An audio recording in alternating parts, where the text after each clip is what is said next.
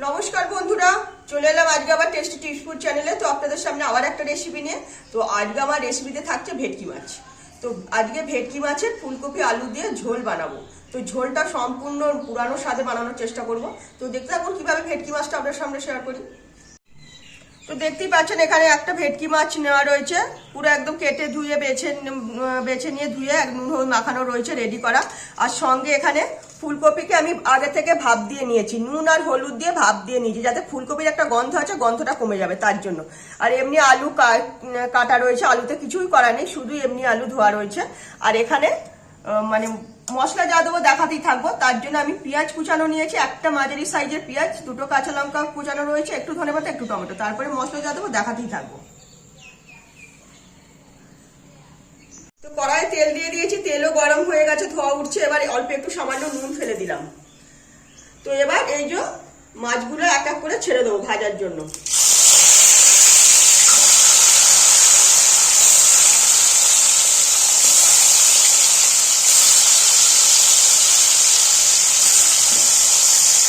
মাছটা ভালো করে উল্টে পাল্টে লাল করে ভেজে নেব। তো দেখতেই পাচ্ছেন মাছটা পুরো একদম লাল করে ভেজে নিয়েছি, যাতে মাছের কাঁচা গন্ধ কোনো থাকবে না। তো ঝোলটা যখন হবে খেতে অন্যরকম টেস্ট আসবে। তো তার জন্য আমার মাছটা পুরো লাল করে ভাজা। তো আমি এবার কড়াই থেকে তুলে নেবো এক এক করে। মাছ ভেজে তেল আছে, ওই তেলের মধ্যে সবার প্রথমে আলু আর ফুলকপিটা ভেজে নেব, লাল করে ভেজে রাখবো একেবারে। এর মধ্যে একটু নুন হলুদ দিয়ে দেব সামান্য পরিমাণ।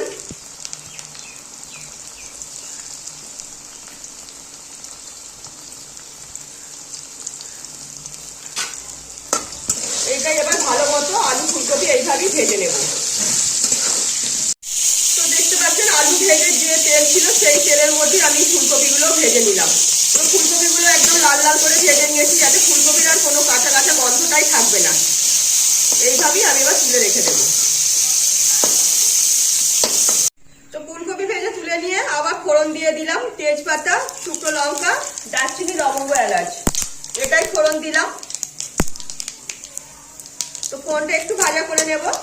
ফোড়নটা ভাজা হয়ে গেছে, এবার এর মধ্যে এই যে পেঁয়াজ যে কুচিয়ে রেখেছি, একটা মাঝারি সাইজের পেঁয়াজ, সেটা ছেড়ে দেব।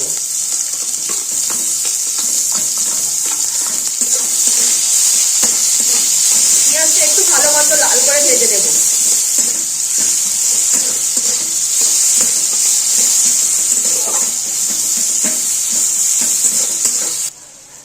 পেঁয়াজটা হালকা করে ভেজে নিয়েছি, এর মধ্যে সামান্য পরিমাণে রসুন বাটা দিয়ে দিলাম, একদম অল্প। রসুনটা কিন্তু না দিলেও চলবে, তাতে কোনো অসুবিধা নেই। তো একটু নাড়াচাড়া করে দিচ্ছি পেঁয়াজের সঙ্গে রসুনটা।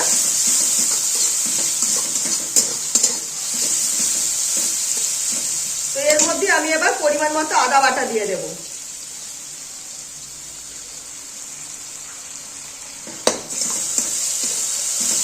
আদা, পেঁয়াজ, রসুন একটু ভালো মতো কষিয়ে নেব। মশলা দেবো পরে, কিন্তু তার আগে এই আদা পেঁয়াজ রসুনের কাঁচা গন্ধটা কেটে যায় সেই বুঝেই তৈরি করে নেব। এর মধ্যে আমি এখন টমেটোটা দিয়ে দেবো। আর টমেটোটা যে একটা কাঁচা গন্ধ আছে সেইটাও কমে যাবে এখন ছেড়ে দিলে পরে। এবার আমি অল্প করে একটু নুন দিয়ে দেবো এর মধ্যেই। নুন দিয়ে একটু টমেটোর সঙ্গে আদা পেঁয়াজ রসুনটা একটু ভাজা করে নেব। দেখতে পাচ্ছেন পেঁয়াজ, আদা, রসুন, টমেটো ভালো মতো কষিয়ে নিয়েছি, তেল ছেড়ে আসছে। এর মধ্যে অল্প একটু কাশ্মীরি লঙ্কার গুঁড়ো দিয়ে দিয়েছি, যাতে কালারটা ঠিকঠাক হয়, বেশ লাল লাল কালার হয়ে যাবে। তো তার জন্য এবার মশলা দিয়ে দিচ্ছি। 1 চামচ জিরের গুঁড়ো দিচ্ছি, 1 চামচ ভর্তি করে ধনের গুঁড়ো দিলাম, অল্প একটু হলুদের গুঁড়ো, আর এমনি লঙ্কার গুঁড়ো অল্প করে দিলাম, যেহেতু আমি এখানে কাঁচা লঙ্কাগুলো দিয়ে দেবো। এখানে দুটো কাঁচা লঙ্কা চিড়ে রেখেছি, তো সেটাও দিয়ে দিলাম। এর মধ্যে অল্প করে আমি চিনি দিয়ে দেবো, ব্যালেন্স মতো চিনি দিতে হবে। এবার এইটাই আমি অল্প একটু সামান্য জল দিয়ে কষিয়ে নেব, যাতে মশলাটা ধরে যাবে না, এদিকে কালারটাও সুন্দর হয়ে যাবে আর কষানোটাও ঠিকঠাক হয়ে যাবে। মশলা কষানো হয়ে গেছে, আবার তেল ছেড়ে আসছে। এর মধ্যে এই যে ভেজে রাখা আলুগুলো ছেড়ে দেব, আর ফুলকপিগুলো সাথে দিয়ে দেব। এটা দিয়ে একটু ভালো মতো কষিয়ে নেব।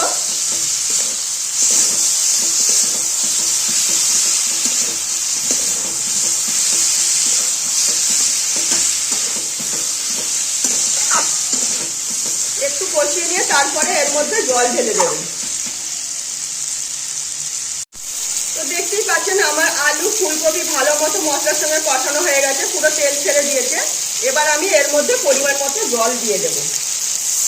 বেশি কিন্তু ঝোল ঝোল হবে না, হালকা গাঢ় গাঢ় রসা রসা একটা খাবার তৈরি হবে।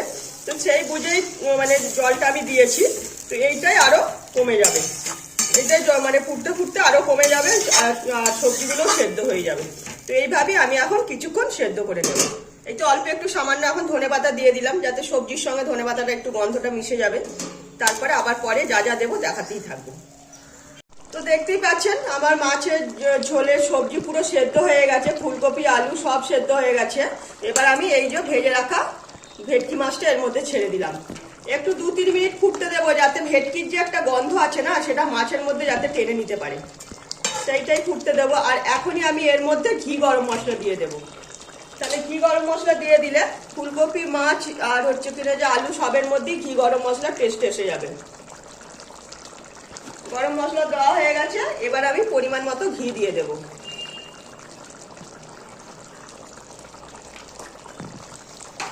উপর থেকে আর একটু ধনেপাতা আমি ছড়িয়ে দিলাম। এইটাই আমি 2-3 মিনিট একটু ফুটতে দেবো, যাতে ভেটকির একটা গন্ধ যাতে মাছের মধ্যে টেনে নিতে পারে, আর ভেটকি মাছগুলো একটু নরম হয়ে যাবে সবজির সাথে। তারপরে আমি নামিয়ে নেব। তো দেখলেন আমি কত সিম্পল পদ্ধতিতে ফুলকপি আলু দিয়ে ভেটকি মাছ রান্না করলাম। তো সম্পূর্ণ মুখরোচক খাবার, কারণ ভেটকি মাছের একটা আলাদা গন্ধ আছে, তার সঙ্গে ফুলকপির একটা গন্ধ আছে, তো মিলেমিশে একদম একাকার। তো একদম মুখরোচক ভাবে খাবারটা বানানোর চেষ্টা করেছি, একদম মানে ঝাল ঝাল একটু খাবার, যাতে ব্যালেন্স মতো সব কিছু দেওয়া রয়েছে।